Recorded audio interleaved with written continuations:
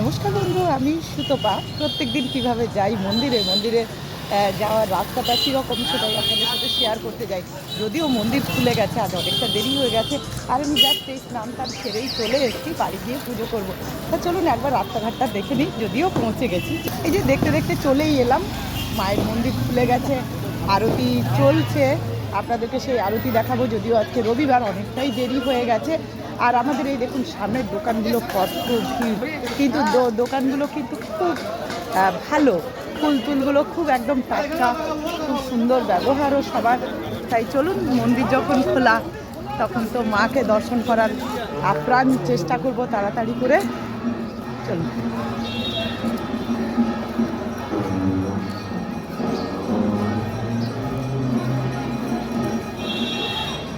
চলে এলাম আপনাদের সাথে কথা বলতে বলতে সেই আদ্যাশক্তির, মহাশক্তির কাছে, যেখানে শক্তি পাওয়া যায়, যেখানে মাকে দেখলে অনেক নিজের মনে পবিত্রতা মনে হয়, যে নিজেকে শুদ্ধ করা যায়, তাই না?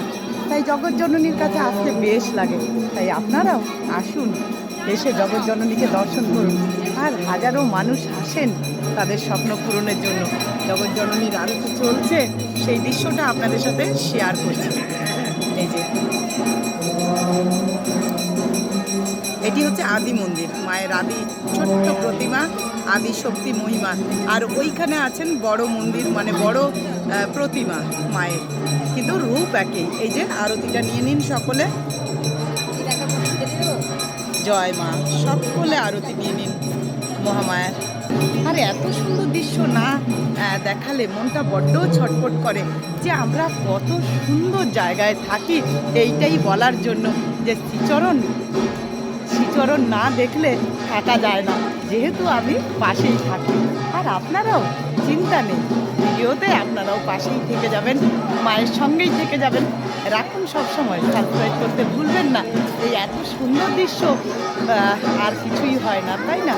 তাই চলুন, প্রত্যেক দিনকার মতো আজকেও চলে এলাম, আর আপনাদেরকে এই সুন্দর দৃশ্য প্রত্যেক দিনই শেয়ার করি।